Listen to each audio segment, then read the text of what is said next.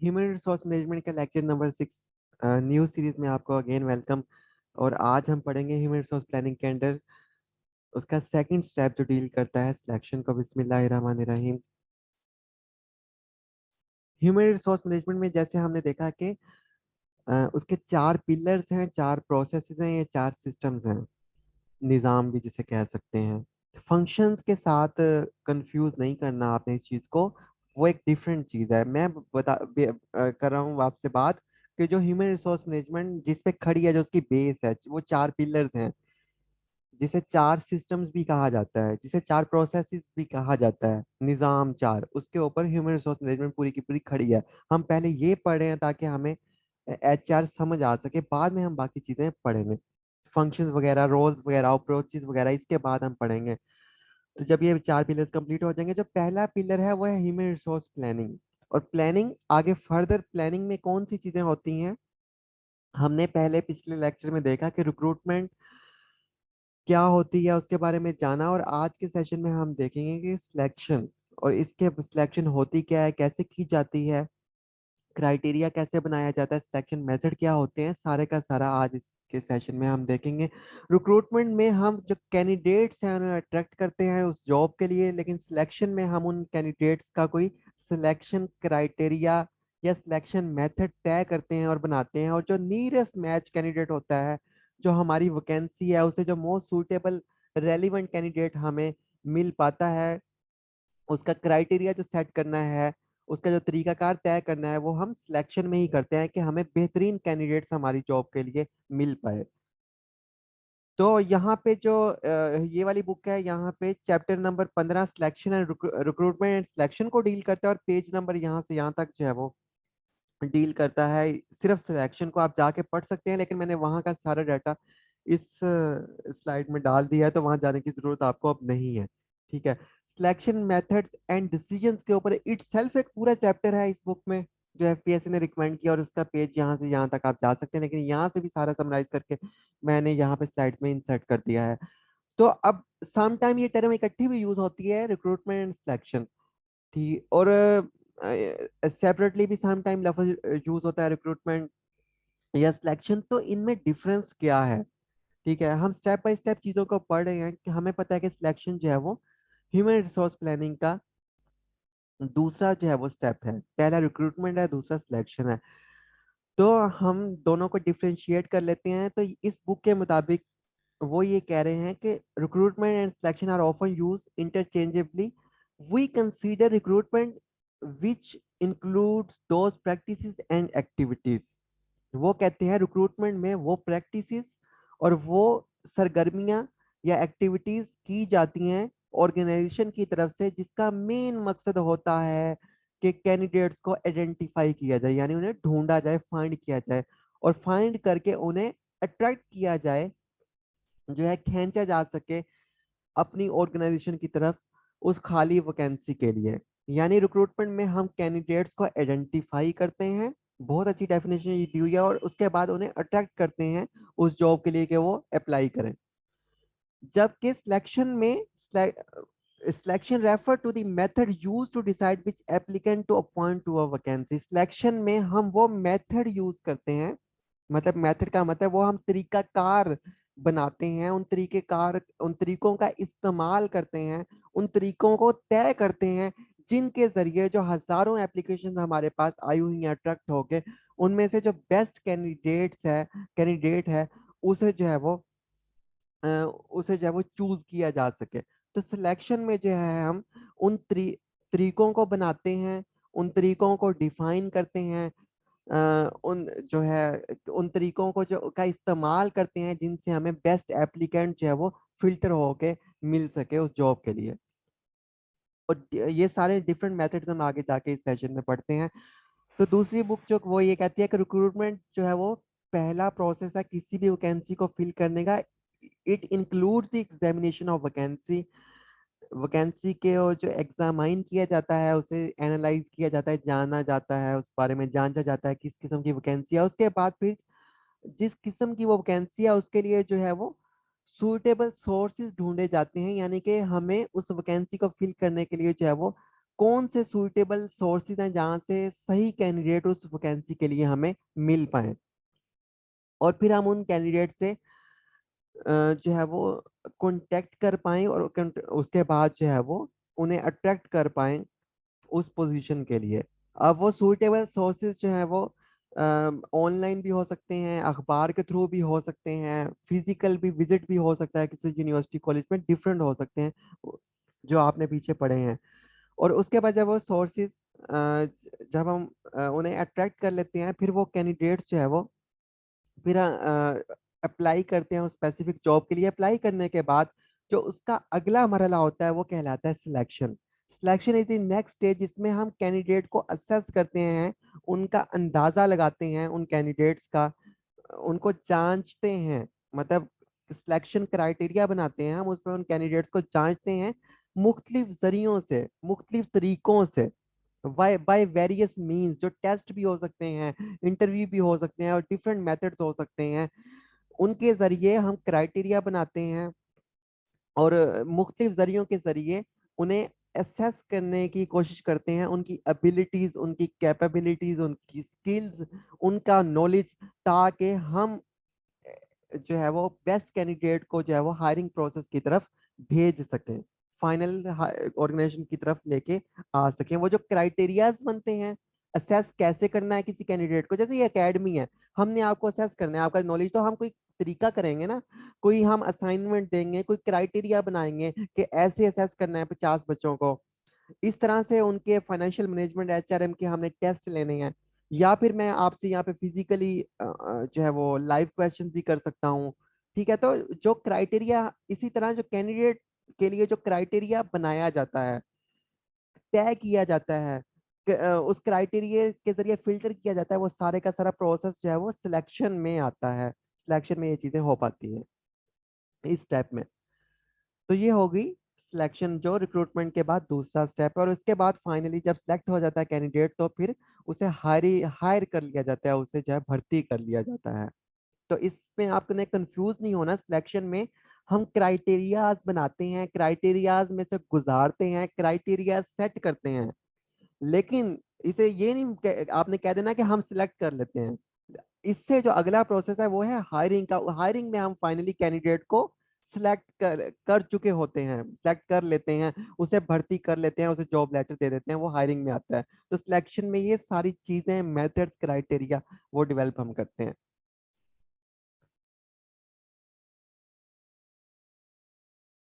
अच्छा, जो सिलेक्शन है ना, इसे आप जो है ना सिलेक्शन प्रोसेस भी कह सकते हैं, क्योंकि सिलेक्शन तो अकेला जो लफ्ज है, मतलब सिलेक्शन का मतलब है चुनाव, तरीकाकार, चुनना।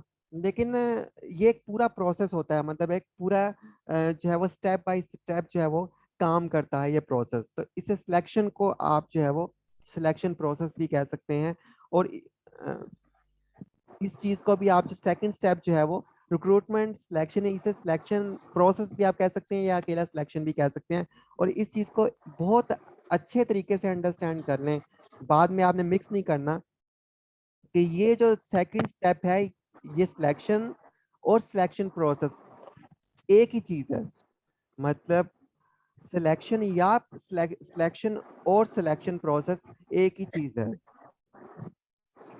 ठीक है, यहाँ पे आप ऐसे भी लिख सकते हैं।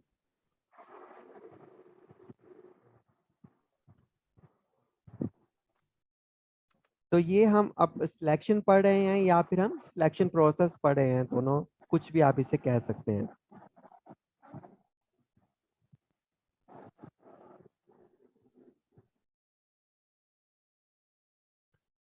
और यहाँ पे मैंने इसे स्टार कर दिया। जो स्टार का मतलब है कि वो जो स्लाइड है वो पूरी जो है ना ब्रेन है, पूरा पूरा सारे का सारा क्रक्स है पूरे लेक्चर का। ठीक है, तो उसे आपने जो है प्रिंट कर लेना स्लाइड को, या उसे जो है पॉकेट में आपने रख लेना, या इसके पॉइंट्स नोट कर लेना। तो ये मोस्ट इंपॉर्टेंट स्लाइड होगी जिसमें मैंने स्टार किया है। अब क्योंकि सिलेक्शन के ऊपर पूरे के पूरे चैप्टर्स हैं, मैंने आज जैसे आपको पीछे बताया, तो मैंने तमाम चैप्टर्स का सारा जो है कंटेंट इस एक स्लाइड में डाल दिया है, आपकी भरपूर ख्वाहिश के मुताबिक कि हमें पॉइंट्स चाहिए। अब आप जितना मर्जी, अब सिर्फ इस स्लाइड को आप प्रिंट कर लें, और जितना मर्जी इसमें सारे दोनों बुक्स के दोनों चैप्टर्स के का एक्सट्रैक्ट है सारा। ठीक है, तो आप जितना मर्जी इसे एक्सपेंड करें, जिसकी जितनी कैपेबिलिटी है वो उतना बढ़ाता जाए। ठीक है, तो इसे आप प्रिंट कर लीजिएगा जरूर स्टार वाली साइड से। तो सिलेक्शन प्रोसेस या सिलेक्शन हम पढ़ रहे हैं, तो ये टोटल 4 स्टेप्स पे बेस है। ठीक है, पहला स्टेप होता है एप्लीकेशन फॉर्म। मतलब वो मैं बताता हूँ आपको। तो ये टोटल आपने ये याद रखना है, सिलेक्शन या सिलेक्शन प्रोसेस टोटल 4 स्टेप्स के ऊपर मुश्तमिल है ये मरहला। सबसे पहला मरहला जिसमें जो है वो है एप्लीकेशन फॉर्म। आपको याद है हमने रिक्रूटमेंट में पढ़ा कि कैंडिडेट्स को हम अट्रैक्ट करते हैं, जब अट्रैक्ट हो जाते हैं कैंडिडेट्स, जब विलिंग हो जाते हैं, तो फिर वो एप्लीकेशन फॉर्म फिल करते हैं उस जॉब के लिए, जैसे आपने फिल किया। एप्लीकेशन फॉर्म फिल करते हैं, उसमें वो अपना नाम, पता, telephone number, birth date, education, training, qualification, history, सब चीजें वो उसमें लिख देते हैं जो भी एप्लीकेशन फॉर्म में मांगी होती हैं। ये हो गया पहला स्टेप। उसके बाद एप्लीकेशन फॉर्म सारे के सारे हम उनसे भरवा लेते हैं, फिल होके हमारे पास ऑलरेडी आ चुके होते हैं रिक्रूटमेंट के मरहले से यहाँ पे। तो अब हम यहाँ पे सिलेक्शन, अब देखो फॉर एग्जांपल जैसे मैंने बताया कि कोई कोई फॉर एग्जांपल एक ऑफिस है, उसमें कंप्यूटर की जो है ना वो 50 सीट्स हैं, कंप्यूटर की कह लें। एक ऑफिस है, अ, एक ऑफिस है, स्लाइड सही शो हो रही है, सही शो हो रही हैं। प्लीज गैलेक्सी S7, सारे खराब हो जाएगा लेक्चर। तो हमारे पास एप्लीकेशन फॉर्म आ जाते हैं। तो एप्लीकेशन फॉर्म जैसे फॉर एग्जांपल एक हम सिंपल एग्जांपल के से डिस्कस कर लेते हैं। जॉब्स आती हैं किसी, जैसे FBR में जॉब्स आती हैं, 50 क्लर्क की जॉब्स आती हैं, अपर डिवीजन क्लर्क की या UDC की 50 जॉब्स आती हैं। अब उन जॉब्स के लिए वो कह देते हैं कि आप जो है वो अप्लाई करें, जिसने भी 12 years ऑफ एजुकेशन की हुई है वो अप्लाई कर सकता है। तो हजारों कैंडिडेट्स उन 50 जॉब्स के लिए अप्लाई कर देते हैं। जब अप्लाई के सीट्स हैं 50, और कैंडिडेट जो है जिन्होंने अप्लाई किया हुआ है 50,000। अब 50,000 ने जब अप्लाई किया तो एप्लीकेशन हमारे पास आ गई। अब कैंडिडेट्स का जो है वो सारे एप्लीकेशन फॉर्म हमने जमा कर लिए। अब हम सिलेक्शन क्राइटेरिया बनाएंगे कि अब हम 50,000 का तो टेस्ट नहीं ले सकते ना, या 50,000 को तो इंटरव्यू के लिए नहीं बुला सकते डायरेक्टली, या 50,000 को तो हम कॉल नहीं कर सकते। तो हम यहाँ पे एक सिलेक्शन क्राइटेरिया बनाएंगे, एक मेयार बनाएंगे कि इन 50,000 एप्लीकेशन में से हमने कितनी एप्लीकेशन जो है वो चुननी है। ठीक है, और उस चुनाव का उस मेयार क्या होगा, किस मेयार पे हमने एप्लीकेशन वो चुननी है। फॉर एग्जाम्पल हमारे पास 50,000 एप्लीकेशन है, तो हम कहते हैं कि जिस भी बंदे की कंप्यूटर स्किल है, उसने अपनी स्किल्स में कंप्यूटर लिखा हुआ है, या किसी ने ICS किया हुआ है, या फिर ऐसी कोई भी स्किल है, तो कंप्यूटर साइंस वालों को फिल्टर कर लें। ठीक है, और फिर दूसरा हम कहते हैं, दूसरा हमारा क्राइटेरिया है कि किसी ने भी इंग्लिश पढ़ी हुई है, इंग्लिश का सब्जेक्ट पढ़ा हुआ है FA में, तो उससे फिल्टर कर लें। तीसरा हम कोई और क्राइटेरिया कह सकते हैं कि जिसकी एज जो है, एज जिसकी 25 साल से कम है, उसे उसे फिल्टर कर लें। ये हमारा तीसरा क्राइटेरिया हो गया। चौथा क्राइटेरिया हम कह सकते हैं डोमिसाइल बेस पे। फॉर एग्जांपल मुल्तान में जॉब्स हैं, तो हम कह सकते हैं कि मुल्तान डिस्ट्रिक्ट के लोग ही क्योंकि करीब हैं, वही ऑफिस में सर्व कर सकते हैं इजीली, तो जल्दी छोड़ के नहीं जाएंगे। तो मुल्तान डोमिसाइल बेस पे जो है वो उनमें चौथा क्राइटेरिया हमारा ये हो गया। तो इस तरह पांचवा क्राइटेरिया जो है वो हम कुछ और जो है वो तय कर सकते हैं। तो इस तरह हम डिफरेंट क्राइटेरियाज जो है वो बना सकते हैं। उन जो एप्लीकेशंस हमें रिसीव होती हैं उन्हें जो है वो उन एप्लीकेशंस को, उनमें से कुछ एप्लीकेंट्स को चुनने के लिए हम कोई म्यार बना सकते हैं, सिलेक्शन क्राइटेरिया बना सकते हैं। और जैसे मैंने आपको बता दिया, सिलेक्शन क्राइटेरिया इस तरह बनाया जाता है। वो किसी भी बेस पे हो सकता है, वो एज की बेस पे भी हो सकता है, स्किल की बेस पे भी हो सकता है, डिग्री की भी बेस पे हो सकता है, एजुकेशन की बेस पे हो सकता है, वो आपके नॉलेज की बेस पे भी हो सकता है। ठीक है, कुछ भी आप क्राइटेरिया बना सकते हैं, हर ऑर्गेनाइजेशन पे डिपेंड करता है। अब फॉर एग्जांपल हमने 5 क्राइटेरिया अपनी UDC की जॉब के लिए बना लिया कि हमें कंप्यूटर स्किल चाहिए, मुल्तान डोमिसाइल वाले लोग चाहिए, उन्होंने इंग्लिश का सब्जेक्ट पढ़ा हो अपने FA में। तो अब ये जब जब लोग आ गए तो हमें पता चला कि ये वाले लोग टोटल निकल के आते हैं 10,000 50,000 में से, जिनके पास इंग्लिश भी है, कंप्यूटर स्किल्स भी है और मुल्तान डिस्ट्रिक्ट के भी हैं, तो 10,000। तो इन 10,000 लोगों की हम एक छोटी सी लिस्ट बना लेंगे, शॉर्ट लिस्टिंग कर लेंगे इन 10,000 लोगों को, वो कहलाता है शॉर्ट लिस्टिंग। और ये हमारा तीसरा स्टेप हो गया। यानी सिलेक्शन प्रोसेस का पहला जो है, एप्लीकेशन फॉर्म इकट्ठे थे हमारे पास, जो फिल होके आए थे, उसमें से हमने सिलेक्शन क्राइटेरिया बनाया। सिलेक्शन क्राइटेरिया के बाद जो हमारे क्राइटेरिया पे पूरा उतरे, उन्हें हमने शॉर्ट लिस्ट कर लिया, एक छोटी लिस्ट में उन्हें डाल दिया, और जो पूरा नहीं उतरे उनकी एप्लीकेशन को हमने रिजेक्ट कर दिया।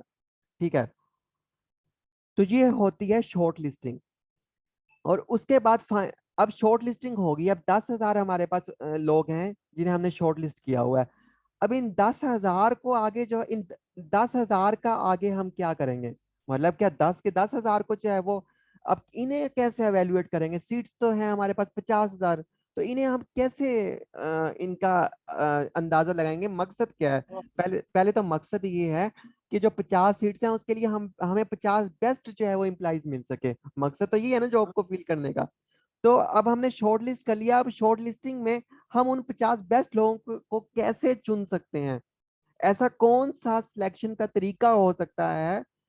ठीक है, अब ऐसा कौन सा सिलेक्शन मेथड हो सकता है, ऐसा कौन सा सिलेक्शन का जरिया हो सकता है जिसके जरिए हम बेहतरीन लोग जो है वो चुनाव करके उन सीटों पे आगे उन्हें भर्ती की तरफ लेके जा सकें। और इस चीज को आपने सिलेक्शन क्राइटेरिया और सिलेक्शन मेथड को मिक्स या कंफ्यूज नहीं होना इसके साथ। ये सिलेक्शन क्राइटेरिया है एप्लीकेशंस के हवाले से, कि एप्लीकेशन जब आएंगी उनके लिए हमने selection criteria age, gender, skill किसी की भी बुनियाद पे हो सकता है, उनमें से हमने फिर एप्लीकेशन को शॉर्ट लिस्ट कर लिया।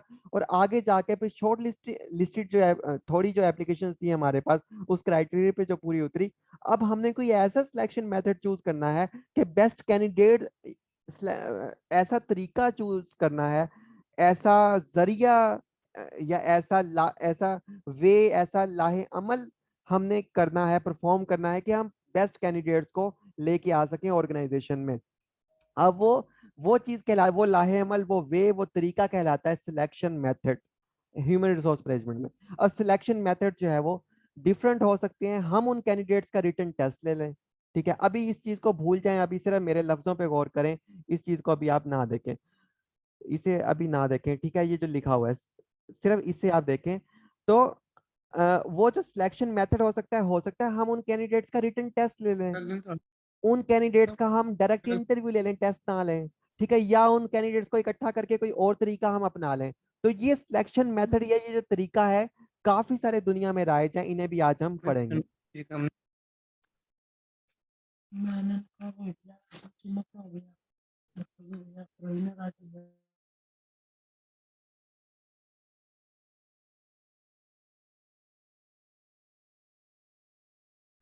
ठीक है, तो ये सॉरी मुझे रिमूव करना पड़ा है कैंडिडेट को, डिस्टरबेंस क्रिएट हो रही थी उसकी वजह से।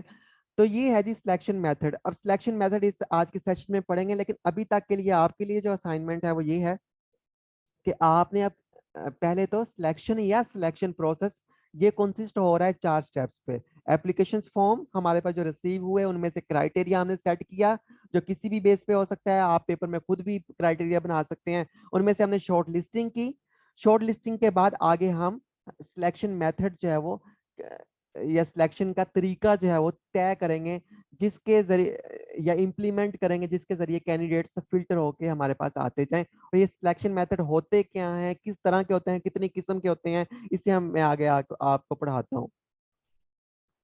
यहाँ तक के लिए इस स्लाइड को आपने ये देख लेना है, और ये अब इसे मेमोराइज कैसे करना है। तो मिस्टर असद साहब ने काफी अच्छी सजेशन दी थी, इसे मैंने स्लाइड में इंक्लूड कर दिया कि आपने कॉपी पेंसिल पे जो है ट्री जैसे होता है उस ट्री का स्ट्रक्चर जो है वो आपने डिवेलप कर लेना है, मतलब लिख लेना है अपनी पेंसिल से, एक ट्री बना लेना है। जैसे कि ट्री में सबसे पहले अगर हम देखें तो यहाँ पे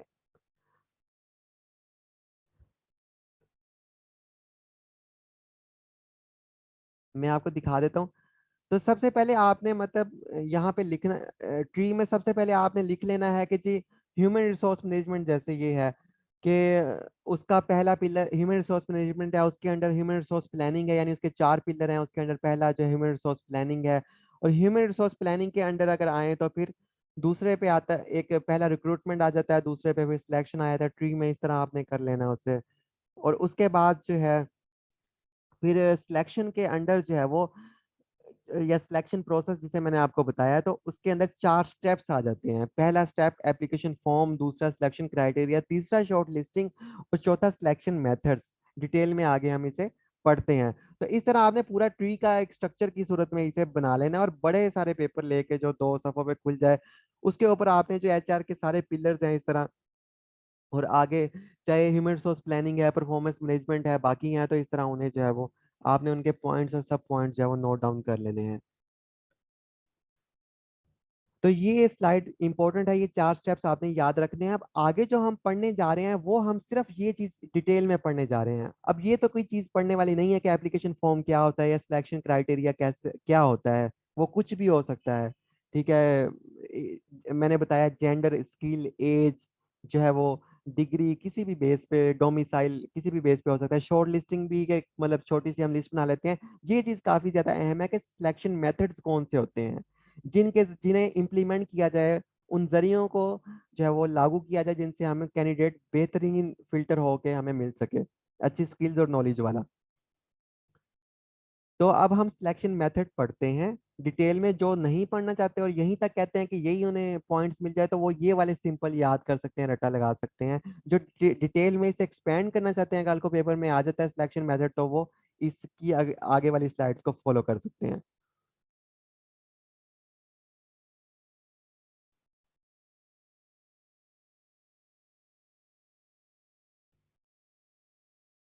तो सिलेक्शन मेथड जो है वो 2 किस्म के हैं। The first one is called classic selection method and second is called advance selection method. Classic selection method कुछ ऐसे पुराने सिलेक्शन मेथड हैं जो अब भी यूज होते हैं कुछ ऑर्गेनाइजेशन में, लेकिन पहले ये काफी यूज होते थे, जिसमें जो है वो अब काफी सारी तब्दीलियां आ गई हैं, डिफरेंट तरीके हो आ गए हैं कैंडिडेट को असेस करने के। तो पुराने जमाने में इतनी चीजें नहीं होती थी कैंडिडेट्स को असेस करने के लिए।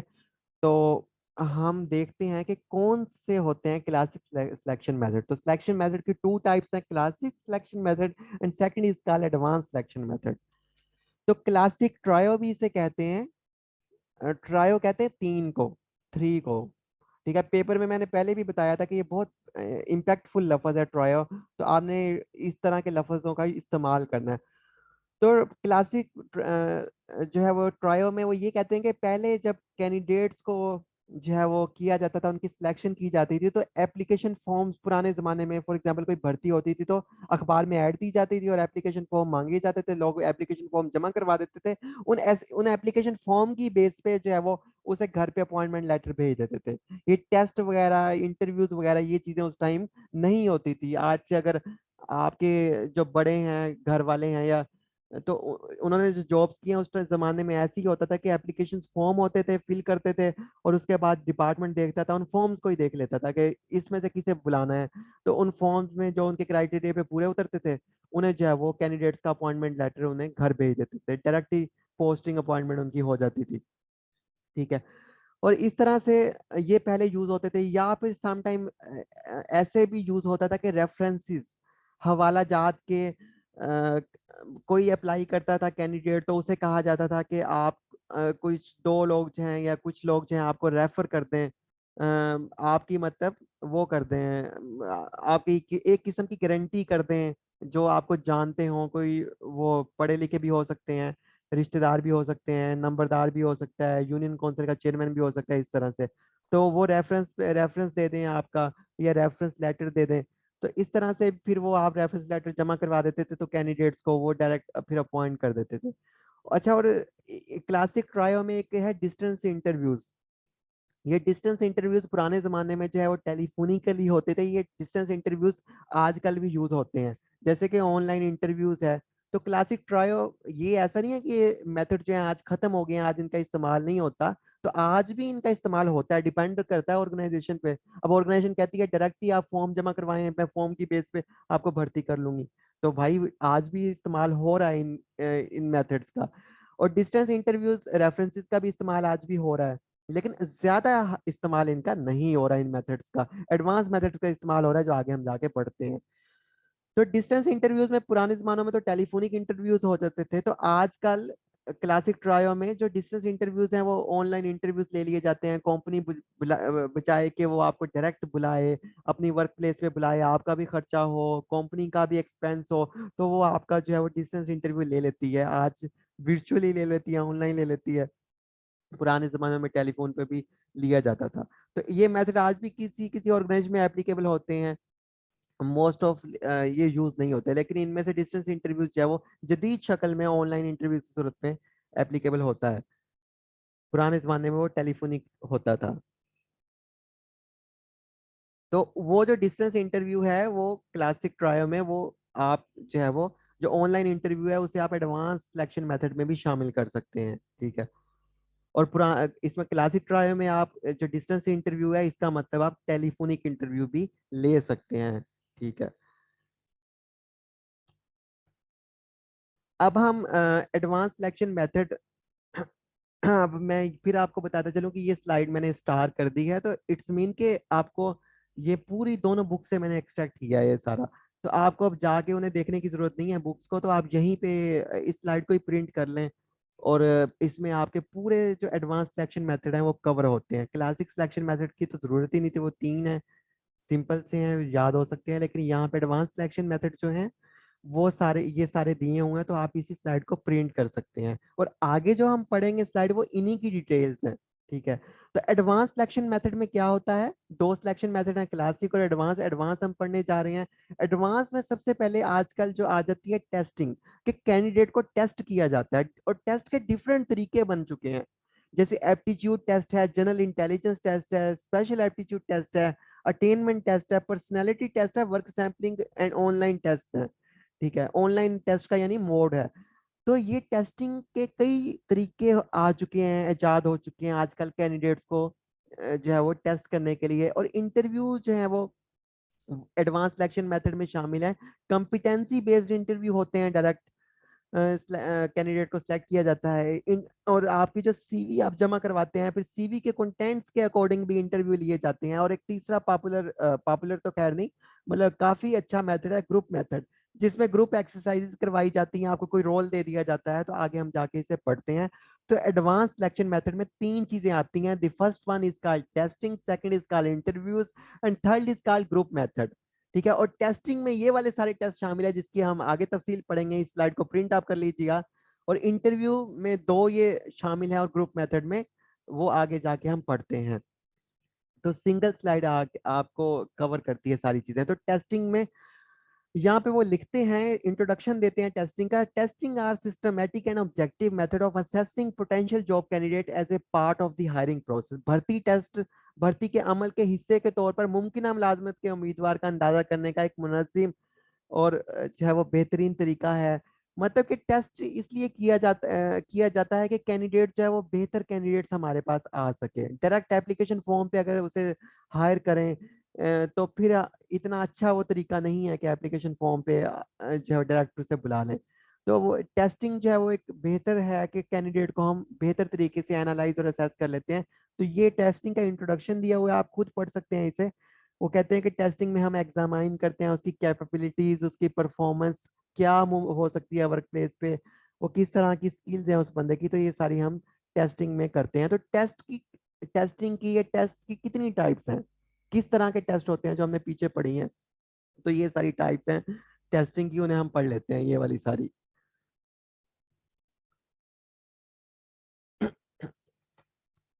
तो टेस्टिंग की जो पहली टाइप है वो है एक स्लाइड पीछे है, एप्टीट्यूड टेस्ट। एप्टीट्यूड टेस्ट कहते हैं काबिलियत टेस्ट को, उर्दू में इसका मतलब है काबिलियत टेस्ट।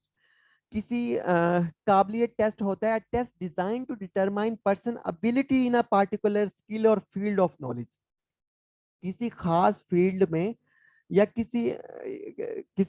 खास फील्ड में या किसी खास एरिया में, या किसी खास एरिया में उस बंदे का नॉलेज कितना है, तो उसका उसकी काबिलियत का इम्तिहान लिया जाता है। इस इम्तिहान को कहते हैं एप्टीट्यूड टेस्ट। और अटेंटिव रहिएगा, और मैंने आपके लिए क्वेश्चन भी सोचा है जो मैं बीच में आपसे पूछूंगा किसी भी टाइम।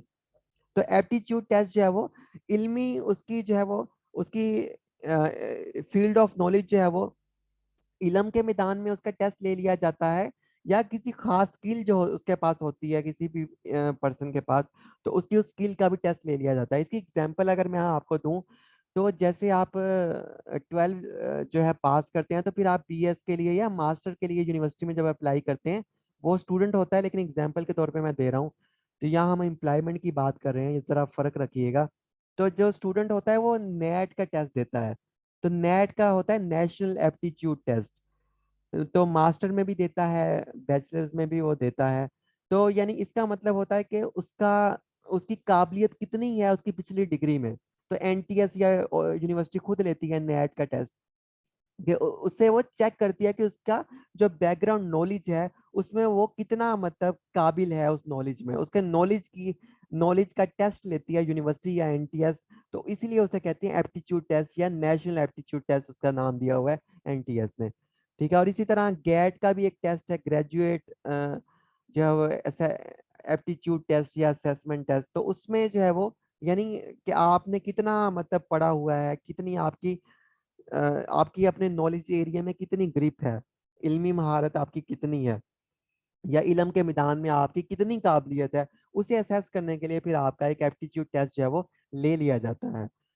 तो इसी तरह से जो है वो यही एप्टीट्यूड टेस्ट जो एडमिशन के लिए यूज होता है, इसी तरह यही वाला इससे मिलता जुलता ही यही वाला एप्टीट्यूड टेस्ट जो है वो ऑर्गेनाइजेशन लेती हैं किसी भी बंदे की जो है वो महारत जानने के लिए। जैसे कि फॉर एग्जांपल बहुत एक जॉब है, अ, उसके लिए मतलब फॉर एग्जांपल एक जॉब है, तो उसमें जो है वो बैचलर्स की जॉब है, उसका क्राइटेरिया बैचलर्स है। तो वो ऑर्गेनाइजेशन फिर जो जितने भी लोग अप्लाई करते हैं सारे बैचलर्स हैं, तो उनका फिर टेस्ट ले लेती है कि उनकी अपनी बैचलर डिग्री में कितनी महारत है। मतलब जनरल एक टेस्ट ले लेती है कि उनकी बैचलर लेवल तक कितना नॉलेज है, उनकी इंग्लिश का ले लेती है, बाकी चीज़ों का। तो इस तरह के टेस्ट कहलाते हैं एप्टीट्यूड टेस्ट, जहाँ पे आपका जो फील्ड ऑफ नॉलेज है उसे चेक किया जाता है, वो कितनी स्ट्रांग है बैकग्राउंड पे, उसमें आप कितने काबिल हैं, या कोई पार्टिकुलर स्किल अगर आपके पास है, खास स्किल है, उस स्किल में आप कितने माहिर हैं। इन दोनों चीज़ों को की जो काबिलियत है वो जानी जाती है एप्टीट्यूड टेस्ट से, जिसका उर्दू में ये मतलब है। अच्छा, उसके बाद है जनरल इंटेलिजेंस टेस्ट। यहाँ पे वो कहते हैं intelligence test some time called mental ability test. इसे सम टाइम मेंटल एबिलिटी या जहनी सलाहियत जो है उसके टेस्ट भी कहा जाता है।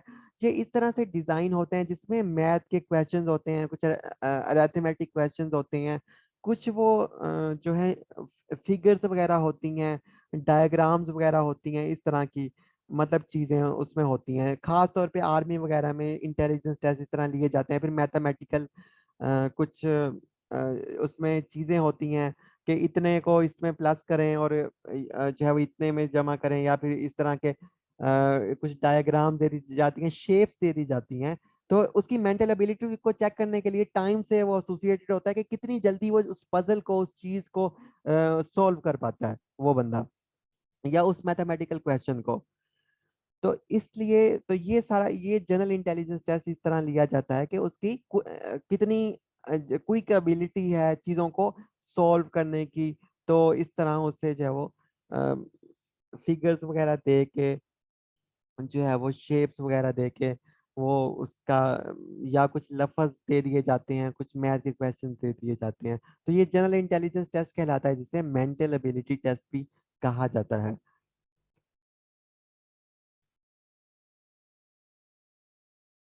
अच्छा, अब यहाँ पे एक और टेस्ट है, special aptitude test. Special aptitude test, और हमने ऊपर अभी पढ़ा है, पीछे मैंने आपको पढ़ाया है एप्टीट्यूड टेस्ट, जिसमें हमने देखा था कि फील्ड ऑफ नॉलेज या पार्टिकुलर स्किल में हम ये टेस्ट लेते हैं, और ये है स्पेशल एप्टीट्यूड टेस्ट। अब इसमें क्या फर्क है दोनों में? तो स्पेशल एप्टीट्यूड में यहाँ पे हमने पीछे देखा था एप्टीट्यूड टेस्ट में हम उसकी जो फील्ड ऑफ नॉलेज है, जैसे एक बैचलर है, जैसे फॉर एग्जांपल अब कोई जॉब है, जैसे कि आईईआर की जॉब है, उसका क्राइटेरिया बैचलर्स है। तो अब हम जो जनरल टेस्ट आईईआर की जॉब नहीं, फॉर एग्जांपल कोई जॉब है और उसका क्राइटेरिया बैचलर्स है, तो हम बैचलर बेस पे उसका टेस्ट ले लेंगे, या बैचलर ऑफ कॉमर्स है उसका क्राइटेरिया, तो कॉमर्स का हम एक टेस्ट ले लेंगे उस जॉब के लिए। तो ये हो गया एप्टीट्यूड टेस्ट। या उसके पूरे बैचलर ऑफ कॉमर्स से टेस्ट हम ले लेंगे तो ये एप्टीट्यूड टेस्ट हो गया। या फिर बैचलर्स का जो सिलेबस होता है उसमें कॉमर्स को भी हटा दें, जो टेस्ट ले लेंगे वो एप्टीट्यूड टेस्ट हो गया। लेकिन स्पेशल एप्टीट्यूड टेस्ट क्या है कि उसकी बैचलर ऑफ कॉमर्स में जो स्पेशल कोई मजमून है, जैसे कि खास तौर पे फाइनेंशियल अकाउंटिंग है, ठीक है, कोई फोरेंसिक अकाउंटिंग है, फाइनेंशियल अकाउंटिंग है, तो इस तरह से, या कुछ एडवांस जो है वो अकाउंटिंग है, उस स्पेसिफिक चीज स्किल में से, एडवांस अकाउंटिंग में से जब हम उसका टेस्ट हम लेते हैं किसी खास स्पेशल एरिया में से, तो उसे हम कहते हैं स्पेशल एप्टीट्यूड टेस्ट। और आसान अगर करने की कोशिश करूं तो एक हॉस्पिटल है, वहां पे डॉक्टर्स भर्ती करने हैं, तो बेसिक हॉस्पिटल का क्राइटेरिया है कि डॉक्टर भर्ती के लिए एमबीबीएस होना चाहिए। तो वो एमबीबीएस का एक एप्टीट्यूड टेस्ट ले लेंगे जिससे उनके एमबीबीएस का अंदाजा हो जाएगा, जो हमने टेस्ट अभी ऊपर पढ़ा। तो ये काबिलियत टेस्ट ले लेंगे, एप्टीट्यूड टेस्ट। लेकिन अगर हम अगर हम चाहते हैं कि हमारे जो आई वाला वार्ड है उसमें वो वाले एमबीबीएस आए जिन्हें आंख में बहुत ज्यादा महारत है, और दूसरा शोबे में, और किसी को दिल में है, तो फिर हम उनका जो है वो स्पेशली जो आई से रिलेटेड है, और इस तरह जो हार्ट से रिलेटेड है, कार्डियोलॉजी, तो इस तरह उन स्पेसिफिक एरियाज का हम उनसे टेस्ट ले लेंगे। तो इस तरह उस चीज को हम कहते हैं स्पेशल एप्टीट्यूड टेस्ट। ठीक है, आई होप सो आपको समझ आ गया होगा। अगर एक एक लास्ट कोई किसकी एग्जांपल दे दूं, पता नहीं सब बच्चों को अंडरस्टैंड हुआ या नहीं, कि जैसे एक जॉब का क्राइटेरिया है कंप्यूटर साइंस, तो कंप्यूटर साइंस की डिग्री चाहिए, तो कंप्यूटर साइंस वाले सारे लोग अप्लाई करते हैं, उनसे जनरल एक टेस्ट ले लिया जाता है कंप्यूटर साइंस का, तो वो कहलाएगा एप्टीट्यूड टेस्ट। लेकिन अगर उनसे जो है वो खास तौर पे कंप्यूटर की कोई खास स्किल है, जैसे सॉफ्टवेयर डेवलपमेंट है और उसकी कोई खास लैंग्वेज है, या ग्राफिक डिजाइनिंग है, या ग्राफिक डिजाइनिंग के अलावा कोई नेटवर्किंग है, तो अब सिर्फ नेटवर्किंग से अगर टेस्ट लिया जाएगा तो that will be called special aptitude test in this special field. ठीक है, तो यहाँ पे स्पेशल, तो स्पेटियल एबिलिटीज, मकामी सलाहियतें, तो ये मैंने आसान आपको बता दिया, यहाँ पे जरा मुश्किल लिखा हुआ है। तो स्पेशल एप्टीट्यूड टेस्ट भी लिया जा सकता है, अकेला एप्टीट्यूड टेस्ट भी लिया जा सकता है, जिसे जनरल एप्टीट्यूड टेस्ट भी कह सकते हैं। और आगे जो एक और किस्म का टेस्ट है वो है अटेनमेंट टेस्ट। अटेनमेंट टेस्ट और अचीवमेंट टेस्ट, इसका दोनों ये मतलब है। अटेनमेंट कहते हैं अचीव करना, कोई चीज आपने हासिल कर ली है, अटेन कर ली है। मैंने आईआर की जॉब अटेन कर लिया, अगर आप कहें कल को कि मैंने आईआर की जॉब अचीव कर ली है, एक ही मतलब है। तो वो कहते हैं कि अटेनमेंट और achievement test measure skills that have already been acquired. अगर किसी बंदे के पास कोई खास महारतें पहले से हैं तो उस महारतों को जानने के लिए उसका अटेनमेंट टेस्ट जो है वो ले लिया जाता है, जिसे हसूल टेस्ट कहते हैं। जैसे फॉर एग्जांपल एक बंदे ने ऑलरेडी ये जो है वो स्किल्स हासिल की हुई हैं कि माइक्रोसॉफ्ट वर्ड पे कैसे काम करना है, पावर पॉइंट पे कैसे काम करना है, और एक्सेल पे कैसे काम करना है। अब हमने चेक करना है कि इसकी कितनी ग्रिप है माइक्रोसॉफ्ट वर्ड और एक्सेल पे, तो हम उसे कहेंगे आप अटेनमेंट टेस्ट दें। अटेनमेंट टेस्ट में हम उसकी एक्सेल की कैपेबिलिटी जांचेंगे और साथ वर्ड की जो कैपेबिलिटी है वो जांचेंगे कि कितनी है इसकी, किस लेवल का एक्सेल इसे आता है, किस लेवल का इसे माइक्रोसॉफ्ट वर्ड, पावर पॉइंट और ऑफिस चलाना आता है। तो इस तरह के जो टेस्ट होते हैं जिसमें ऑलरेडी आपने कोई स्किल हासिल कर रखी हो और फिर आप इस स्किल को टेस्ट किया जाए, तो उसे कहते हैं अटेनमेंट टेस्ट। यानी किस हद तक उसे वो चीज आती है, किस हद तक उसे, किस लेवल तक वो चीज उसे आती है। क्या जैसे कंप्यूटर स्किल मैंने अभी बात की कि एक्सेल उसे एडवांस लेवल पे आता है, मीडियम लेवल पे आता है, नॉर्मल लेवल पे आता है, या बेसिक आता है। तो इस तरह ये लेवल कितना है उसका उस स्किल में, तो ये जाना जाता है हसूल टेस्ट में। अच्छा, पर्सनैलिटी टेस्ट एक होता है जिसमें जो कोई बंदा है उसकी पर्सनैलिटी को असेस करने की कोशिश की जाती है डिफरेंट टेक्निक के जरिए, पैटर्न्स के जरिए। उसमें क्या ट्रेड्स पाई जाती हैं, मतलब उसमें क्या उसके रवैये हैं उस बंदे के, उसमें क्या खसूसियात, किन खसूसियात का हामिल है वो इंसान। तो ये चेक किया जाता है सारा पर्सनैलिटी टेस्ट में, और काफ़ी ज़्यादा ये टेस्ट पॉपुलर है बाहर वाले मुल्कों में। पाकिस्तान में तो इतना यूज़ नहीं होता, तो वो कहते हैं कि हमारे पास जो बंदा आए ना, तो असल में उसकी जो पर्सनैलिटी है जो वर्क प्लेस पे, क्योंकि उस वही जो है वो उसी से जो है वो सारी चीज़ें होनी है। अगर अच्छी पर्सनैलिटी का हामिल वो वर्कर होगा, अगर खुश मिजाज है, उसका इखलाक अच्छा है, या पर्सनैलिटी में बाकी अच्छी खूबियां हैं, ओन करता है वो बंदा, तो वर्क प्लेस पे जो है एक अच्छा इन्वायरमेंट जो है वो बना रहेगा। और उसके एटीट्यूड में डिफरेंट चीज़ों में प्रॉब्लम्स हैं, तो फिर वर्क प्लेस में जो है वो मसले मसाइल का सामना हो सकता है। तो बाहर वाली कंपनी जो है वो पर्सनैलिटी टेस्ट को काफ़ी ज़्यादा फोकस करती हैं। और पर्सनैलिटी टेस्ट जो है वो डिफरेंट जो पेपर पे भी हो सकता है। खास तौर पे आप अक्सर फेसबुक पे या अक्सर कुछ सर्वेज में ऐसे देखते होंगे, वो आपसे पूछते हैं कि आपकी पर्सनैलिटी किस तरह की है, फिर ऑप्शंस देते हैं, फिर उसे आप सिलेक्ट करते हैं, फिर आगे ऑप्शन देते हैं उनमें से, फिर उनमें से आगे ऑप्शंस देते हैं। तो इस तरह वो इन दी एंड कहते हैं कि आपकी पर्सनैलिटी इस तरह की है, तो वो असेस करते हैं। यानी डिफरेंट क्राइटेरियाज बनाए हुए होते हैं साइकोलॉजिकल बेस। तो इस तरह उनसे वो फिल करवा के जो है वो टेस्ट ले लिया जाता है।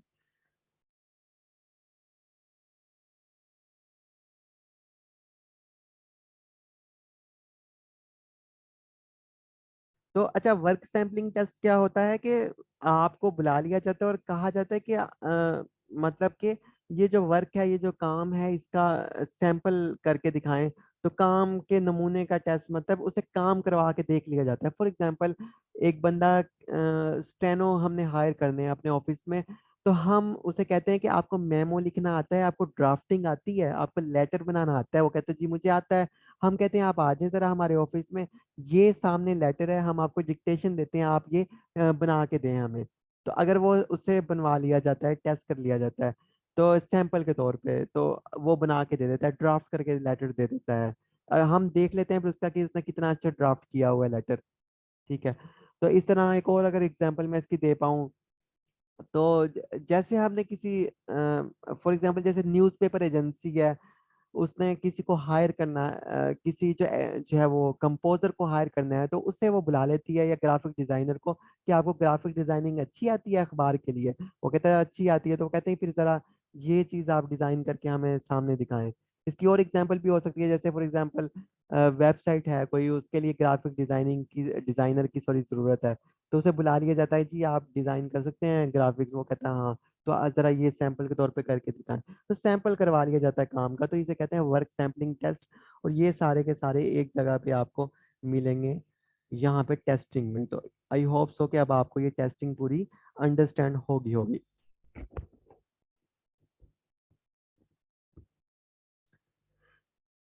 अब टेस्टिंग के बाद जो सेकंड स्टेप है वो है इंटरव्यूज।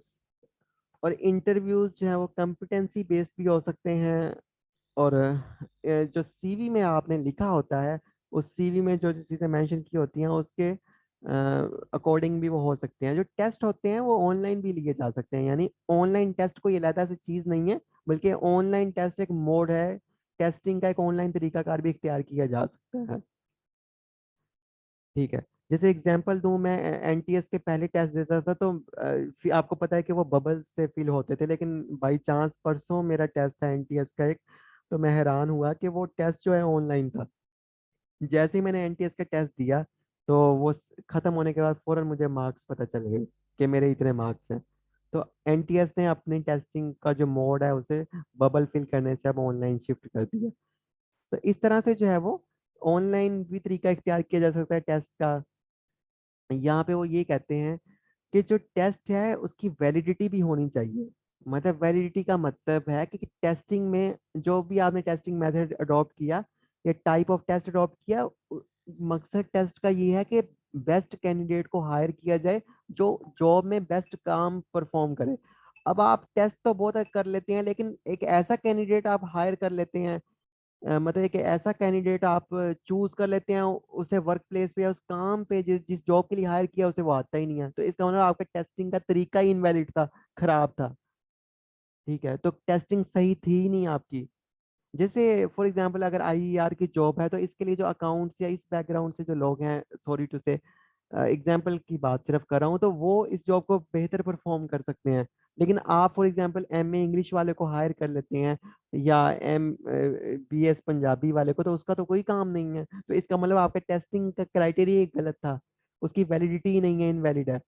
तो रिलायबिलिटी तो यानी ऐसा टेस्ट हो जो कल को परफॉर्मेंस पे इम्पैक्ट डाले जाके, तो तो वैलिड होना चाहिए। रिलायबल का मतलब है उस टेस्ट पे भरोसा किया जाना चाहिए, क्योंकि उस टेस्ट के जरिए ही तो सारे का सारा कैंडिडेट सेलेक्ट होके आ रहे हैं। अगर वो रिलायबल ही नहीं है, बाएतमाद ही नहीं है, उस पर रिलाई किया ही नहीं जा सकता, तो फिर कैंडिडेट और फिर आगे जो काम होना है वो खराब ही होना है।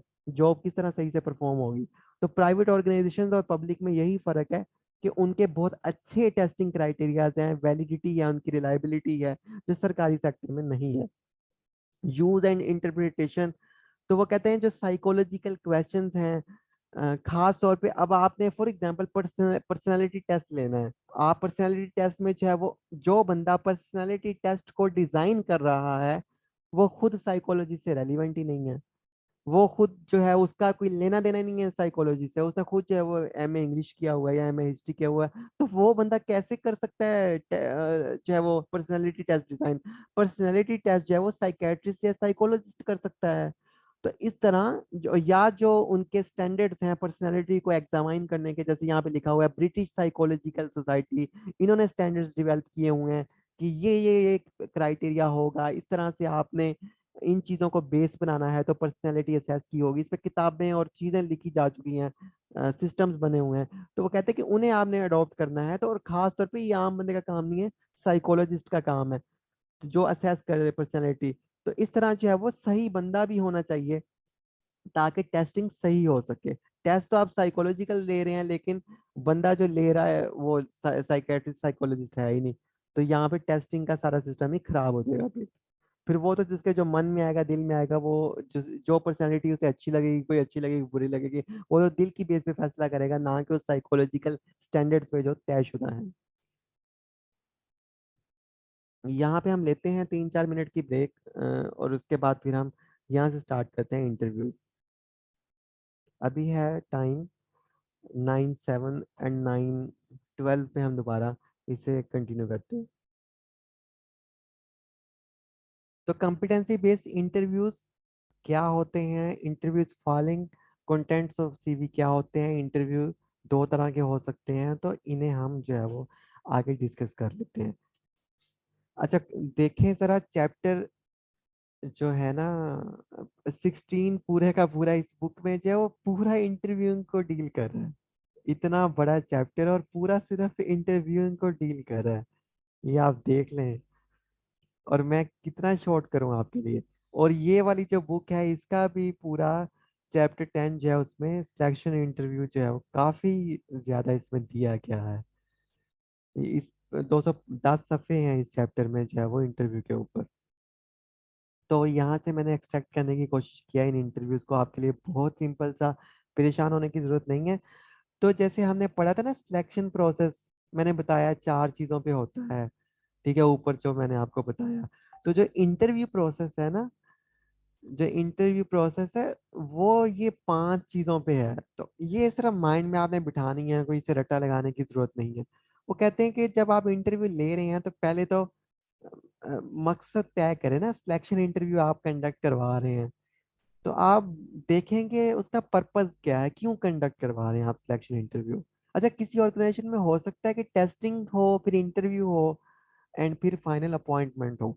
लेकिन किसी ऑर्गेनाइजेशन में हो सकता है कि टेस्टिंग ना हो, सिर्फ इंटरव्यू हो, सिलेक्शन इंटरव्यू हो, उसका कोई क्राइटेरिया हो, सिलेक्शन क्राइटेरिया, ठीक है। तो किसी ऑर्गेनाइजेशन में हो सकता है इंटरव्यू ना हो, सिर्फ टेस्टिंग हो। तो ये डिपेंड करता है ऑर्गेनाइजेशन कौन सा सिलेक्शन मेथड या कितने सिलेक्शन मेथड चूज करना चाहती है।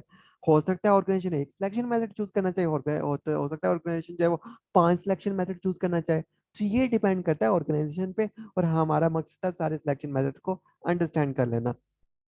तो यहाँ पे वो कहते हैं, अच्छा इंटरव्यू प्रोसेस पे आ जाते हैं। तो इंटरव्यू प्रोसेस में वो कहते हैं कि पर्पस क्या है, purpose of the selection interview, मकसद क्या है आपका, वो तो पहले आप तय करें कि किस तरह का बंदा जो है वो आपने इंटरव्यू में एवेल्युएट करना है, उसे लेके आना है। तो जैसे सिलेक्शन क्राइटेरिया था, तो सिलेक्शन काफी तरह के टेस्ट थे, तो हमने यहाँ पे पर्पस बताना है, इंटरव्यू का मकसद सिंपली हमने बता देना है। कंफ्यूज नहीं होना, इंटरव्यू का सिंपल हमने मकसद बता देना है, हमारा एम क्या है। उसके बाद कहते हैं कि preparing for the interview, interview की हम तैयारी करेंगे। तैयारी मीन्स कैंडिडेट तो करेगा, यहाँ पे डिपार्टमेंट जो एचआर है वो तैयारी करेगा। मीन के पेपर के ऊपर क्राइटेरियाज बनाएगा डिफरेंट, कि अगर इन सवालों का वो बच्चा सही जवाब देता है, या उसकी पर्सनैलिटी में ये चीज़ है, जो वो उसका कॉन्फिडेंस लेवल इतना है, तो उसके इतने मार्क्स होंगे। उसने कोई गोल्ड मेडल सिल्वर मेडल लिया हुआ है, आके वो बताता है तो उसके इतने मार्क्स होंगे। अगर वो सॉफ्ट है, पोलाइट है पर्सनैलिटी में, उसके इतने मार्क्स होंगे। तो हम पूरी तैयारी करते हैं इंटरव्यू की, उसे पेपर के, क्योंकि आपका भी जब इंटरव्यू होगा तो दो तीन लोग बैठे होंगे पैनल में, तो वो पेपर के ऊपर लिखेंगे ना, टिक मार्क करेंगे। वो ऐसे थोड़ी ना लिखेंगे कि हमने सेलेक्ट कर लिया, जो एक्स वाई जेड को हमने इसे सेलेक्ट कर लिया, इसे सेलेक्ट कर लिया, ऐसे नहीं होगा। वो बल्कि टिक जो है मार्क्स करेंगे वहाँ पे। उन्हें कॉलम्स दिए होंगे कि इस चीज़ के इतने नंबर हैं, पर्सनैलिटी के इतने हैं, कॉन्फिडेंस के इतने हैं, नॉलेज के इतने हैं, ठीक है, स्किल के इतने हैं, एक्स्ट्रा ऑर्डिनरी कोई बंदा है उसके इतने हैं, ईटीसी एक्स वाई जेड। तो वो यहाँ पे वो कहते हैं कि प्रिपेयरिंग करेंगे हम इंटरव्यू के लिए, प्रिपरेशन करेंगे उसका पेपर के ऊपर सारी की सारी। ठीक है, पहले हम मकसद तय कर लेंगे कैसा कैंडिडेट चाहिए, सेकंड नंबर पे प्रिपरेशन कर लेंगे पेपर के ऊपर सारी। और वैसे भी फिजिकल जो इंतजाम आते हैं वो सारे कंपनी किस डेट को है, कब है, कैंडिडेट को वो ईमेल या लेटर वगैरह भेज देंगे, इंटरव्यू का लेटर ईटीसी, सारी तैयारी हमारी हो जाएगी। उसके बाद हम कंडक्ट करवाएंगे इंटरव्यू। मतलब कि फाइनली वो दिन आ गया जब इंटरव्यू होगा, कैंडिडेट जाएगा और जाके वहाँ पे इंटरव्यू में पेश होगा। और अब चौथे नंबर पे वो कहते हैं कि फिर जो हमने पेपर के ऊपर जो मैंने अभी बताया कि हमने क्राइटेरियाज बनाए थे, फिर उन क्राइटेरियाज को जो है वो उनके ऊपर रिकॉर्ड होगा इंटरव्यू। यानी इस बंदे की रिकॉर्ड मीन वहाँ पे उसका लिखा जाएगा। ठीक है, टिक मार्क वो करेंगे जो इंटरव्यूअर होंगे बैठे होंगे कि इसके पर्सनैलिटी के हम इतने नंबर देते हैं, नॉलेज के इतने देते हैं, पास के इतने देते हैं, ईटीसी बाकी चीज़ों के। तो वहाँ पे पेपर के ऊपर आपके जो रिजल्ट इंटरव्यू की जो चीज़ें हैं, नंबरिंग है, वो लिख कर देंगे। That is called recording of the interview. ये कोई वो वाली रिकॉर्डिंग नहीं है जो कैमरे में होती है, तो ये पेपर के ऊपर आपकी असेसमेंट है, मतलब जायजा जो उन्होंने लिया, जो आपके मार्क्स हैं वो उसकी बात हो रही है। और जो आपने इंटरव्यू में उन्हें शो करवाया, बाकी सारे नॉलेज से लेकर साइकोलॉजी और मार्क्स से लेकर हर चीज़, मार्क्स सॉरी कह रहा हूँ, पर्सनैलिटी से लेकर हर चीज़, जो भी इंटरव्यू का क्राइटेरिया है, तो वो उन्हें पेपर पे रिकॉर्ड कर रहे हैं, लिख रहे हैं यानी। तो आगे फाइनली वो कहते हैं assessing the candidates. Interview record हो गया, रिकॉर्ड होके पहुंच गया हेड ऑफिस। तो हेड ऑफिस में जो टीम है, जैसे आपका लाहौर में अगर इंटरव्यू होता है तो एफपीएससी हेडक्वार्टर को भेज दिया जाता है। अब जो जैसे टेस्ट होता है, आपका भी टेस्ट हुआ था मुल्तान लाहौर में, तो आप तो वहाँ की जो जो टेस्ट लेने वाले थे उन्होंने तो असेस नहीं किया ना आपको, बल्कि एफपीएससी हेडक्वार्टर में जब टेस्ट किया आपके, वो पहुंचे पर्चे, तो वहाँ पे कंप्यूटर में गए, फिर आपके नंबर आए। तो इसी तरह जब इंटरव्यू आपका फॉर एग्जांपल लाहौर में होता है, तो वो उसके रिजल्ट्स जो हैं, रिकॉर्ड जो चीज़ें हैं वो भेज दिए जाएंगे इस्लामाबाद, फिर वहाँ पे उसे आपको असेस किया जाएगा कैंडिडेट्स को। और फिर इंटरव्यू के जो रिजल्ट्स हैं असेस करने के बाद जो है वो पब्लिश कर दिए जाएंगे। तो ये है पूरे का पूरा इंटरव्यू प्रोसेस, जो शुरू होता है मकसद से, एम क्या है जिसे पर्पस कहते हैं, और ख़त्म होता है इंटरव्यू रिजल्ट्स पे, जिसे आप सिंपल माइंड में अंडरस्टैंड कर लीजिएगा। और अगर इस प्रोसेस में कोई एक दो चीज़ें आगे पीछे भी हो, एक चीज़ आगे पीछे भी होती है, तो कोई मसला नहीं है, कंफ्यूज ना हो, जितने स्टेप हो सकते हैं उसे अंडरस्टैंड करके याद रखने की कोशिश करें, रट्टा ना लगाएं। कोई भूल भी गया कोई मसला नहीं है, हर बुक में डिफरेंट चीज दी हुई है। ये जरा सिंपल था इसलिए मैंने इस तरह ये पूरा इंटरव्यू प्रोसेस आपको बता दिया। अब मेथड्स आ जाते हैं, जैसे टेस्ट के काफी सारे मेथड हैं, एप्टीट्यूड टेस्ट है, टाइप्स हैं सॉरी। तो इस तरह इंटरव्यू के काफी सारे मेथड्स हैं। तो वो कहते हैं कि इंटरव्यू दो तरह से होता है, एक सिंगल इंटरव्यू होता है और एक मल्टीपल इंटरव्यू होता है, या फिर मल्टीपल इंटरव्यूज जिसे कहते हैं। तो सिंगल इंटरव्यू में होता है कि अकेला एक सिंगल बंदा बैठा हुआ है, आप उसके पास जाते हैं, वो आपका इंटरव्यू लेता है। अगर आपने रखना उसने रखना है तो आपको यस कर देता है, या बाद में यस कर देता है और आपको रख लेता है। ठीक है, छोटी मोटी ऑर्गेनाइजेशन होती हैं जो बिल्कुल छोटे लेवल की, वहाँ पे सिंगल इंटरव्यू होते हैं। लेकिन जो बड़े सिंगल बंदा बैठा होता है, कोई सेठ वगैरह, कोई मालिक, कोई भी। लेकिन जो बहुत बड़ी ऑर्गेनाइजेशन होती है, तो वहाँ पे जो इंटरव्यू, वहाँ पे ना मल्टीपल इंटरव्यूअर का कॉन्सेप्ट है इंटरव्यूज का। यूज ऑफ सेवरल इंटरव्यूज इसमें, sorry, use of several interviews इसमें ना, एक से ज्यादा लोग बैठे होते हैं इंटरव्यू लेने के लिए, एक से ज्यादा लोग आपको जांचते हैं। ठीक है, इसमें ये होता है कि काफी सारे एक्सपर्ट लोग आपको इकट्ठे पैनल की सूरत में बैठे होते हैं, काफी ज्यादा लोग, काफी सारे लोग सॉरी, तो वो बैठ के इकट्ठे मिल के इंटरव्यू ले लेते हैं, इसलिए इस तरह उनके लिए भी आसानी होती है, फिर वो आपस में सलाह मशवरा कर लेते हैं। फॉर एग्जाम्पल, एक आप इंटरव्यू देने जाते हैं किसी कंपनी में, तो एक मार्केटिंग डिपार्टमेंट से उनका मार्केटिंग हेड बैठा हुआ है, अकाउंट्स डिपार्टमेंट से अकाउंट हेड बैठा हुआ है, और इस तरह से कोई और प्रोडक्शन डिपार्टमेंट से प्रोडक्शन हेड बैठा हुआ है, तो वो तीनों मिलके इंटरव्यू ले लेंगे, तो ये कहलाएगा सेवरल इंटरव्यूज या मल्टीपल इंटरव्यूज। ठीक है। अच्छा, अब इसमें जो मल्टीपल जो जिसमें मल्टीपल या सेवरल इंटरव्यू, मतलब मैं लफ्ज कह रहा हूँ, यूज कर रहा हूँ, इंटरव्यू, इंटरव्यू लेने वाले वो होते हैं। अच्छा, तो इसमें ना जो ये वाले इंटरव्यूज हैं जिसमें मल्टीपल इंटरव्यूज होते हैं, तो इसकी कुछ तीन किस्में हैं। The first one is called successive interviews, यानी जानशीन, जिसका मतलब वन बाय वन, मतलब एक के बाद एक इंटरव्यू। सक्सेसिव इंटरव्यू में ये होता है कि फॉर एग्जांपल आप किसी कंपनी में जॉब करने जाते हैं, तो सबसे पहले उसका जो है सुपरवाइजर, सुपरवाइजर आपका इंटरव्यू ले लेता है। छोटा कोई मजदूर जॉब करने जा रहा है, तो सुपरवाइजर आपका इंटरव्यू ले लेगा। उसके बाद वो भेज देगा अपने मैनेजर के पास, मैनेजर इंटरव्यू उसका ले लेगा। फिर मैनेजर के बाद जो उसका प्रोडक्शन ऑफिसर है उस कंपनी का, उसके पास चला जाएगा, तो वो उसका इंटरव्यू ले लेगा। इस तरह दो तीन स्टेप्स में जो है वो उसका इंटरव्यू फाइनल हो जाएगा। ठीक है। इस तरह अगर बात करें किसी कंपनी की या यूनिवर्सिटी की बात कर लेते हैं, तो फॉर एग्जांपल एक कोई बंदा भर्ती होना चाहता है लेक्चरार, तो उसे बुलाया जाता है, तो सबसे पहले जो हेड ऑफ द डिपार्टमेंट है, फिर वो इसका इंटरव्यू ले लेता है। उसके बाद अगला जो डीन है वो इंटरव्यू ले लेता है, और फाइनली जो फिर वाइस चांसलर उसका इंटरव्यू ले लेता है। वाइस चांसलर कह रहा हूँ, सॉरी, हेड ऑफ डिपार्टमेंट में कुछ लोग उसका इंटरव्यू ले लेते हैं।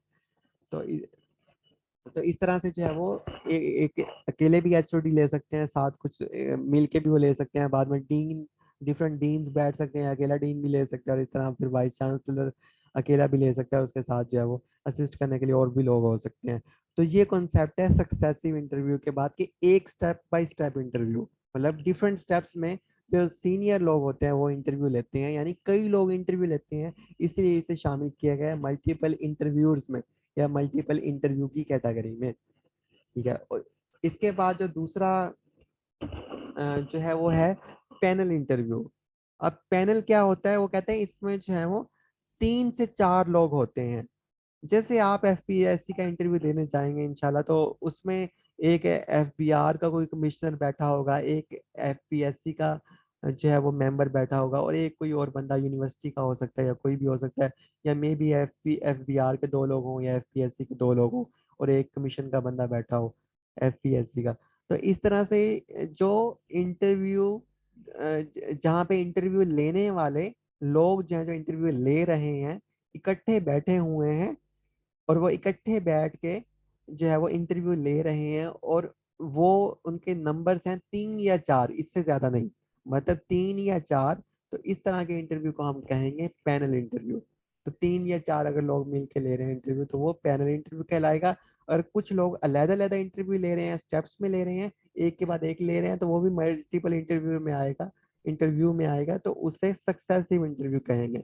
तो पैनल इंटरव्यू में इकट्ठे लेंगे, सक्सेसिव इंटरव्यू में वो अलग अलग लेंगे। ठीक है। अब आ जाते हैं बोर्ड इंटरव्यू। जब 4 लोगों से ज्यादा होंगे, मतलब एक ऐसा पैनल बैठा हुआ है, पैनल पैनल जब भी 4 से एक्सीड करेगा, वो कहलाएगा बोर्ड। ठीक है। जब भी फॉर एग्जाम्पल 5 लोग बैठे हुए हैं, या 50 लोग बैठे हुए हैं, 15 लोग बैठे हुए हैं, तो 4 से ज्यादा जितने भी लोगों का जो ग्रुप बैठा होगा इंटरव्यू लेने के लिए, ऐसे उस ग्रुप को हम कहेंगे बोर्ड इंटरव्यू। ठीक है। तो जो बड़ी यूनिवर्सिटीज होती हैं, जब उसमें लेक्चरर की, एसोसिएट असिस्टेंट प्रोफेसर की भर्ती होती है, तो वहाँ पे ये फिर काफी बड़ा जो है बोर्ड बैठता है, बोर्ड पूरा इंटरव्यू लेता है, सिलेक्शन बोर्ड उसे कहते हैं। तो इस तरह से, तो ये होगी 3 किस्में इंटरव्यू की: सक्सेसिव इंटरव्यू, पैनल इंटरव्यूज और बोर्ड इंटरव्यूज। सिंपल है पैनल इंटरव्यू जिसमें 3 या 4 लोग हों, और बोर्ड इंटरव्यू में 4 से ज्यादा लोग हों, और बोर्ड जितना बड़ा भी हो सकता है, उसमें कोई मजायका नहीं है, डिपेंड करता है। तो दो तरह के इंटरव्यू होते हैं: सिंगल इंटरव्यू और मल्टीपल इंटरव्यू। सिंगल इंटरव्यू में अकेला इंटरव्यूअर होता है, और मल्टीपल में कई लोग इंटरव्यू लेते हैं। तो हमने इंटरव्यू की किस्में पढ़ ली, सिंपल 2 स्लाइड्स ही थी ये वाली, जिसे आपको जहन में रखना है: इंटरव्यू प्रोसेस और इंटरव्यू की किस्में। और आगे जो लास्ट मेथड है, ये भी काफी एडवांस है, इसे कहते हैं हम ग्रुप सिलेक्शन मेथड। ये एडवांस सिलेक्शन मेथड में लास्ट मेथड हम पढ़ रहे हैं। तो ये ग्रुप सिलेक्शन मेथड या असेसमेंट सेंटर्स इसे कहते हैं। इसमें ऐसे होता है कि फॉर एग्जांपल आपको ना ग्रुप की सूरत में जो है वो कुछ लोगों के ग्रुप में जो है वो आपको कोई रोल दे दिया जाता है। कोई ऑर्गेनाइजेशन में फॉर एग्जांपल आप भर्ती होने जा रहे हैं, तो वहां पे आपको ग्रुप की सूरत में बिठा दिया जाता है और आपको कोई रोल दे दिया जाता है। और कुछ वहां पे आर्टिफिशियल टास्क वगैरह भी आपको दे दिए जाती हैं। आपने ग्रुप में जो लोग होते हैं उनके साथ मिलकर उन्हें लीड करना है, उनके साथ कनेक्ट होना है, उन्हें उनके साथ थिंकिंग करनी है। कोई आपको आर्ट एक एक केस स्टडी के तौर पे एक प्रॉब्लम दे दी जाती है, ठीक है, उस आपने के ऑर्गेनाइजेशन में ये प्रॉब्लम है। फॉर एग्जांपल कि आप एक कैंडिडेट को चूज करना है, तो कैंडिडेट को जो है वो एक ग्रुप के साथ बिठा दिया जाता है और उसे कहा जाता है कि आप एज्यूम करें ऑर्गेनाइजेशन में ये प्रॉब्लम है, अगर ये प्रॉब्लम हुआ है और ये आपकी टीम है आपके साथ जो ग्रुप बैठा हुआ है, तो आप इसे किस तरह सॉल्व करेंगे, तो आप सोल्यूशन कैसे देंगे। तो फिर वहां पे वो अपनी ब्रेनस्टॉर्मिंग करता है, डिस्कशन करता है लोगों से, फिर डायरेक्शंस उन्हें देता है, फिर सोल्यूशन देता है। तो इस तरह तो उसका फिर हमें यहाँ पे जो ग्रुप मेथड होता है, इसमें यहाँ पे उसका जब वो बातचीत करता है अपने ग्रुप के लोगों से, और जब वो उनसे कम्युनिकेशन करता है, फिर उन्हें प्रपोजल देता है, फिर उनसे ब्रेनस्टॉर्मिंग करता है बैठ के, ठीक है, इस इन बिटवीन वो डॉक्यूमेंटेशन करता है, पेपर के ऊपर सजेशंस देता है, बाकी चीजें, तो उनसे कॉन्सेप्ट डिस्कस करता है, फिर फाइनली प्रॉब्लम को सॉल्व करता है। तो इस तरह वहां पे ना उसकी सारी हमें काफी हद तक खूबियां, उसकी उसका बिहेवियर कैसा है, उसका नॉलेजेबिलिटी कैसी है, उसका तरीका कैसे है बात करने का दूसरों के साथ, उसका रवैया कैसा है, ठीक है, उसका जो है वो जो है बिहेव कैसा है, और उसकी स्किल्स कैसी हैं। तो ये काफी हद तक हमें इसी चीज से इस ग्रुप मेथड से असेस हो जाती है। तो ये बहुत जबरदस्त मेथड है, और खास तौर पे जो ये तो एम्प्लॉयमेंट के हवाले से इंटरव्यू है, बाहर काफी यूज होता है ये मेथड, और बहुत जबरदस्त मेथड है। और पाकिस्तान में सिर्फ लम्स यूनिवर्सिटी में मैंने देखा कि वहाँ पे जब स्टूडेंट्स को एडमिशन दिया जाता है, तो वहाँ पे इस तरह ग्रुप मेथड के जरिए जो है उनकी टेस्टिंग की जाती है। ग्रुप मेथड के जरिए टेस्टिंग करके उस टेस्ट की बेस पे बजाय जैसे यहाँ पे टेस्ट होते हैं गेट वेट ये वो भी सम टाइम लिए जाते हैं, और एडिशनली ये ग्रुप मेथड भी यूज किया जाता है। फिर इस तरह उन्हें केस प्रॉब्लम दे दी जाती हैं, वो सॉल्व करते हैं। फिर इस तरह एमबीए का जो उनका बैच है, वहाँ पे उन्हें एडमिशन दिया जाता है। नंबर वन है एमबीए लम्स का। तो या कुछ और जो है वो जो उसमें सब्जेक्ट्स में इस तरह ग्रुप मेथड के जरिए उन्हें एवेल्युएट करके स्टूडेंट्स को जो है वो किया जाता है। लेकिन यहाँ पे हम बात करें एम्प्लॉयमेंट की, तो इस तरह यहाँ पे अच्छा एम्प्लॉय रख लिया जाता है। अगर मेरी कोई ऑर्गेनाइजेशन होती तो मैं ग्रुप मेथड ही यूज करता। तो यहाँ पे अब हमने हमने सारे मेथड पढ़ लिए। हम उस वापस स्लाइड की तरफ जाना चाहेंगे जो मैंने शुरू में आपको कहा था कि स्टार वाली है। तो आपने ये सारे कंसेप्चुअली पढ़ लिए, तो आपने इस स्लाइड को सिर्फ जो है वो प्रिंट कर लेना है। अब यहाँ पे इसमें तरतीब से वही चीजें दी हुई हैं। तो हमने सारे मेथड जो है वो पढ़ चुके हैं। तो मैंने आपको बताया, फिर मैं एक दफा और रिपीट करूंगा कि जरूरी नहीं है कि कोई ऑर्गेनाइजेशन जो है वो टेस्ट ले प्लस इंटरव्यू ले। तो ये डिपेंड करता है कि ऑर्गेनाइजेशन का क्राइटेरिया क्या है, कि वो सिर्फ टेस्ट लेती है, सिर्फ इंटरव्यू लेती है, टेस्ट प्लस इंटरव्यू लेती है, ओनली इंटरव्यू लेती है, ओनली टेस्ट लेती है, या ओनली ग्रुप मेथड यूज करती है। वो क्या उस क्राइटेरिया है उसका एवेल्युएट करने का कैंडिडेट को। तो हर ऑर्गेनाइजेशन का डिफरेंट हो सकता है, एक से ज्यादा भी मेथड वो यूज कर सकते हैं। जैसे अब जब फाइनल हमने सब चीजें मेथड पढ़ ली, तो अब कैंडिडेट्स है ना, जैसे ये कैंडिडेट 1 2 3 4 है। आप ही की बात कर लेते हैं, आपकी आईईआर की। फॉर एग्जांपल एफपीएससी ने कहा कि मैंने आईईआर के लिए ये क्राइटेरिया बनाया है, कि सबसे पहले तो उन्होंने जैसे बनाया कि स्टैट वाले कर सकते हैं, स्टैट वाले ही कैंडिडेट्स होंगे। फिर उन्होंने उन्होंने कहा कि जो मेरा क्राइटेरिया सिलेक्शन का, कि एमसीक्यू टेस्ट लूंगा क्राइटेरिया ए, जिसमें 100 मार्क्स होंगे। तो दूसरे नंबर पे फिर उन्होंने कहा कि हम डिस्क्रिप्टिव टेस्ट लेंगे जिसके 100 मार्क्स होंगे। तीसरा इंटरव्यू, ये 200 का भी हो सकता है, लेकिन ये एग्जाम्पल के तौर पे कह रहा हूँ, 100 मार्क्स होंगे। तो यहाँ पे उन्होंने 3 क्राइटेरियाज बना लें, criteria A B C D, और नीचे और भी बहुत सारे हो सकते हैं, चाहे आप 10 बना लें। तो 3 क्राइटेरिया फिलहाल इन्होंने एफपीएससी ने बनाए हुए हैं। तो 3 में से अब क्राइटेरिया ए में कितना अवेल्युएट हुआ कैंडिडेट, तो 40 मार्क्स लिए उसने, क्राइटेरिया बी में 50 लिए उसने, सी में 30 लिए, तो यहाँ पे उसका टोटल हो जाएगा। तो इस तरह कैंडिडेट्स का हम जो है वो लंबी सारी शीट बना लेंगे बड़े सारे कैंडिडेट्स का, इस तरह किस क्राइटेरिया में उनके कितने नंबर है, और फाइनली फिर उनकी टोटल हो जाएगा। तो फिर जिसके ज्यादा मार्क्स हुए, इसका मतलब हर क्राइटेरिया में उसकी मैक्सिमम जो है वो बेस्ट जो है वो प्रोग्रेस है। तो वो ज्यादा, तो इस तरह से जो है वो हम उस राइट कैंडिडेट को फिर हम चूज कर लेंगे। जैसे अब ये पहला कैंडिडेट है फॉर एग्जांपल, हम इनमें से अगर चूज करना है, तीन क्राइटेरिया हमें हमने देख लिया है ये याद की, 40 और 50, 90 और 10, 120 इसके मार्क्स हैं।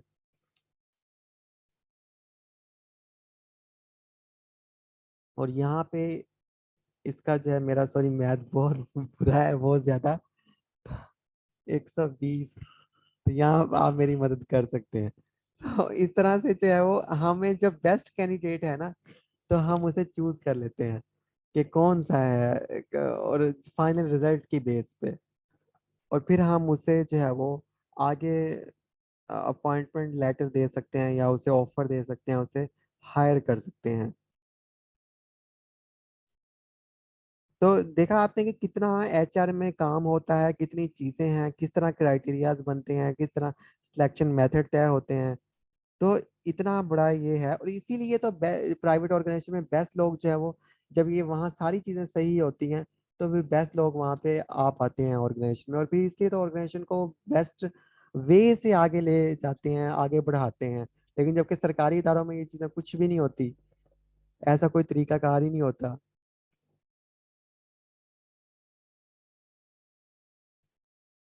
तो फॉर एग्जांपल यहाँ पे तमाम इनमें से इस कैंडिडेट ने जो है वो 220 मार्क्स लिए हैं, तो इसमें इनके इसने मैक्स ये काफ़ी हर क्राइटेरिया में मैक्सिमम अचीवमेंट किया, इसे हम सिलेक्ट कर लेंगे। दूसरे नंबर पे ये है, इस तरह।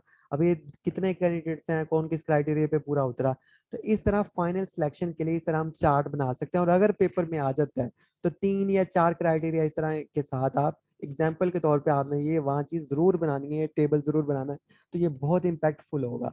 आम बंदा जो सिलेक्शन के ऊपर टॉपिक लिखेगा, और आप अगर इस चार्ट को इंसर्ट करेंगे, तो ये बहुत इम्पैक्टफुल होगा। तो इसलिए यहाँ पे मैंने आपको एग्जांपल ये करवाई है, इस तरह हम डिसीजन लेंगे।